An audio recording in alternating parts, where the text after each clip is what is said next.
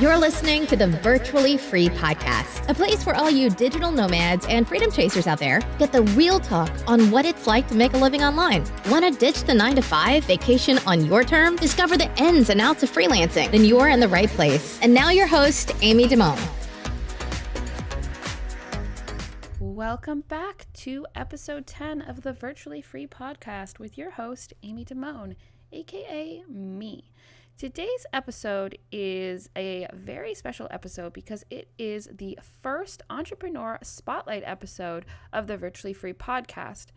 Every month or so, I will be featuring new entrepreneurs to the online space. So if you're interested in being featured, please reach out to support-jedi at amydamone.com and let us know. So without further ado, this week's episode is featuring Keisha Greaves, who is currently working as a merchandise coordinator for Tommy John inside of Macy's and Nordstrom within the Boston area. With a background in fashion, she has always wanted to design her own line. Keisha was diagnosed with muscular dystrophy back in graduate school, and from there, her dream of owning her own fashion line started coming to life. Keisha wants to make clothing that is inspirational and motivating for people who may or may not have a chronic illness like herself. Her t-shirts let them know that no matter what, they chronically rock. Her line will soon be sold in department stores such as Macy's, Karmaloop, and Foot Locker, as well as other local boutiques. Enjoy. Perfect. Welcome back to today's episode of Virtually Free. Today I have with me Keisha Greaves. Welcome. Yeah, thank you for having me. I appreciate it.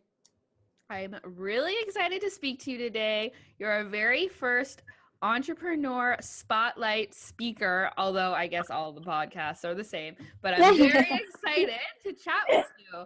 So why don't you start this little interview by explaining what it is you do and kind of how long you've been doing it and the inspiration behind your company. Sure, of course. Well, so I have a t-shirt line called Girl Chronically Rock, and it was inspired by because when I was in graduate school back in 2009, 2010, I was diagnosed with muscular dystrophy, a chronic illness where it affects my muscles all the way up from my arms all the way down to basically my feet.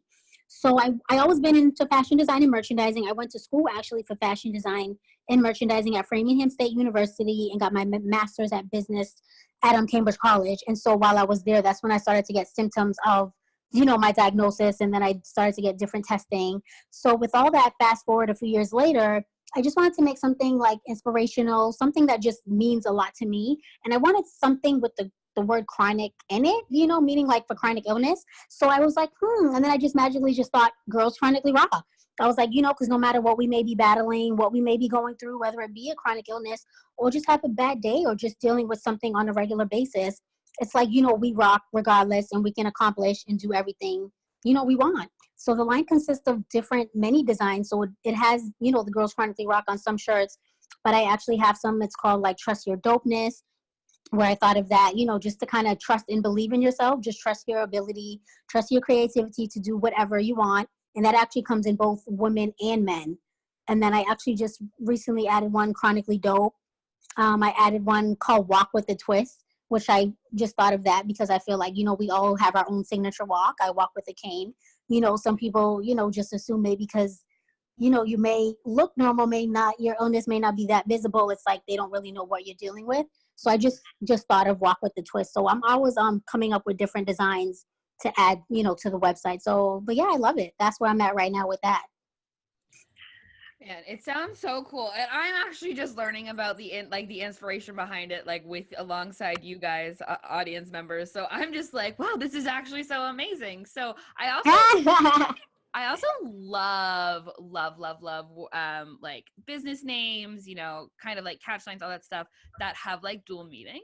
So right. Like Girls Chronically Rock is like the dopest. I love it. So thank you. You're welcome. So because this is kind of like a special kind of insight into what it's like to kind of really build your business, could you kind of give some insight into how long you've been running Girls Chronically Rock? I'm sure. So Girls Chronically Rock, I actually started it, I want to say in 2016, but I was mostly selling it on like Etsy. Hmm. So it's kind of like new. I did have different, it was always Girls Chronically Rock, but I did have a different logo at the time working with a different graphic designer, but although I liked it, I know it always, I needed more.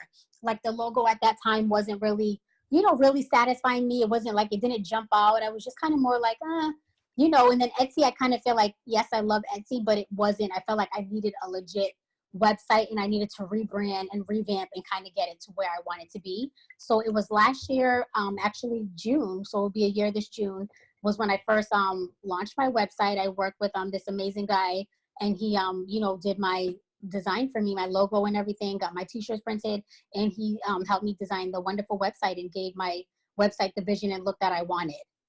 So yeah, that's where, so yeah, it will be a year this June that I actually launched the website. But then, as I said, Etsy before.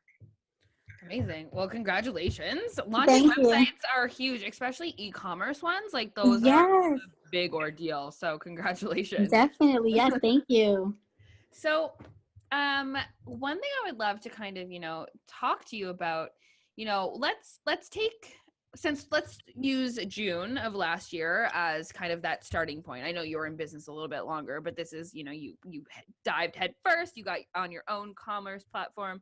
Also a huge fan of Girl Boss, and like that's when she started to blow up, when she got her own website, right? So Yeah, yes. so since that's happened, what's the biggest hurdle that you've experienced in your business so far? Well, of course, it's always different challenges I'm facing all the time, because what I realize is what I may think, is maybe fashionable, and what I may think, is that I love. A lot of customers, I'm realizing, may like more of like a simpler, more basic, graphic, where I like a lot of colors. I like things to pop. And I'm realizing some customers may like things a little bit more simpler. So those are different things, I'm challenging. And I love now on Facebook, when you can do like a kind of like a voting poll of Yeah. what people may like. And I love that, because I did that a few times, and it actually, what I may thought, oh, people may like this, more voters voted for the other one. So I kind of like that. And I'm like, hey, so then once I'm doing this voting poll, then I'm going back to my graphic designer and say, hey, let's do this one. Let's do these colors. So those are different challenges I'm facing at the moment. We're just trying to figuring out, so I guess it's kind of like not a challenge, but not a challenge, because it's kind of like keeping me busy. Because at the end of the day, it's like, I want my customers to be happy, and they are the one that are buying it. So it's like, I want to make sure I'm producing and making a design that they want. So those certain things. And another challenge I'm finding is I'm just been trying to reach out to different local boutiques, like in the area, like Cambridge, where I live, and just different local stores, but also big department stores. Also, like, I've been reaching out to Target, Macy's, and just trying to have them possibly look at my line and see if maybe they will sell it in their department store in a section, because I can totally see it in Target and especially Macy's with the different graphic funky designs I have on my shirt. So those are things right now I've been like every day emailing and just trying to hopefully keep my fingers crossed with the response. Awesome. Yeah. So what is it like owning a t-shirt company in 2018? I love it. Although I know there are other people out there with chronic illnesses that are selling t-shirts as well. So I definitely feel like I have competition, but not so much, because I feel like mine's is more different, like designs, where opposed to them, they may be a little bit more simpler. But as I mentioned before, that's also what customers may like. So these are all things too I'm learning through as well, where I may go to my competitors, page and look, well, hey, oh, these customers are really gravitating towards this shirt, and I wonder why. So those are things too I have to like spy and look at and see what exactly I may need to change. But I honestly love it and love what I'm doing. I love and breathe this now. And eventually, when I do start to make the revenue that I want, I wouldn't have to work, my other job. This will just be my main focus, and, just like hopefully just make it big and have it in of eventually the department stores I would like, such as Macy's and Target, which is my main goal. That's awesome. I actually Yeah. didn't know you were doing, this was your quote unquote side hustle. Yes. I hate that word though. Like, I do hate that word, because I feel Yeah. like it downplays a little bit. Like, that means like, oh, my main focus is somewhere. Well, I don't know. Hey, But, right. but But congratulations. hey, That's this really is my main job though, so Yeah, it's what you're yeah, committed to, right? So exactly. helping you pay the bills. Right, exactly, pretty much. Oh, we've all been there. Yeah. So Right. so we talked kind of about the struggle that you like some struggles that you've had, but what's like a really big win you've experienced in your business? Because I love celebrating those. And we kind of but downplay wins, especially in the beginning of our business, because we're like, well, it's going to happen. It would. But like the reality is it takes a lot of hard work for you to Yeah. like make these accomplishments. So why don't you share a big win for me? Sure. So a big win for me is, because I like to look at different people where my audience would attract. There's this one girl I follow on Instagram. Her name is India. She's awesome. She has a chronic illness. She has something called lupus. So, she has an amazing following, probably like 2.2 million followers. And I'm like, you know what? She has great fashion sense. I said, let me reach out to her and see if possibly she would, wear my t-shirts with a, promotion. I totally can see her in these shirts. And I ended up sending her possibly 3 of my t-shirt designs. And the first one she posted would just, it's called Hello, My Name is Chronically Ill Badass, which that seems to be my bestseller. So I sent that to her, and just from her posting that on her Instagram stories, I had like maybe 6 orders within that first hour. So I thought that was amazing just from, her, because she's such a great marketing network. She has a huge following. I mean, she's so open with her chronic illness with lupus, so open about it. Like, she's just amazing and just so raw. Post videos and pictures of her in the hospital and just things she deals with. And I really do admire her for that. So I felt like that was a big win for me, because I'm like, if only I should have sent these shirts to her before, so now when I do add different t-shirts to my line, like, she's the main person now I'm going to send my shirts to, because I feel like she's doing me a favor. And, it's awesome, because at the end of the day, yes, I may not have lupus, but I can totally relate to, some things she may, be challenging, and, she can relate to my line, so I totally thought that was awesome. Absolutely. I Yes. love that win. There's just so much in that one. Like, Yeah. you sound fearless AF. Let me, which is amazing, because I'm not, and Oh, stop it. no, I felt like I was held back for such a long time, because I was like, well, what are they gonna think we're gonna do this? And here's you just like, I'm just gonna send someone with 2 million followers. I'm like, damn girl, you got this. But it's also kind of like, it sheds light, like that situation really sheds light on the power of social media, as well as how important it is for your business, especially in 2018, and especially amongst like the younger generation too. Because like we're not like we're both millennials, right? You're a millennial. Yes. Yeah. So like it's different than our the other generation out there. Of course. But congratulations, that's so cool. I'm totally gonna get the name from you afterwards of her, because I want to go check it out. Yes. But tell the audience what's next for you and Girls Chronically Rock.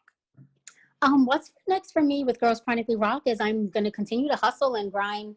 Every day I'm going to continue to, email these different department stores such as Macy's, Target, Carmelu, Buffalo Exchange, just where I kind of see my line being sold at. I even been reaching out to different gyms like Equinox, Gold's Gym, because I kind of feel like some of my stuff, because, dealing with chronic illness is also too, I feel like I can see a lot of people in the gym possibly buying these shirts. So that's just, my vision in my head. So I'm just going to continue to honestly, continue to email these different stores and hopefully keep my fingers crossed with a response and kind of go from there, but also to just targeting, say, people with huge following that my audience may be attracted to, like how I sent it to her. She has lupus, possibly send it to another person that has a huge following. And, I've honestly been reaching out to some celebrities that I admire, honestly, too, on Instagram too. And hopefully, they might respond. I had emailed them a few times, then letting them know my story and giving them the link to my website, and hopefully keeping my fingers crossed that they'll respond as well.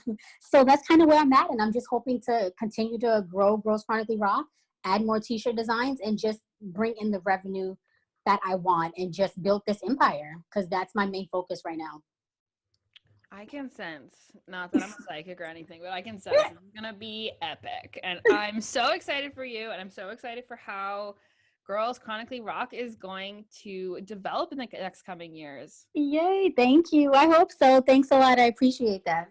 Yeah, definitely. So for my audience that knows, and everybody that listens to me in any type of interview, I always love to end the segment with asking my guest to impart some wonderful words of wisdom to the audience, for the audience. Sure. My words of wisdom would honestly be just trust and believe in yourself. Just keep going, keep striving. And no matter what you may be battling, I know it can be challenging at times because trust me, I have dealt with that, even being diagnosed with muscular dystrophy, and just overcome it. And I know it takes time, but just keep going and stay strong and just accomplish anything that you pretty much can put your mind to.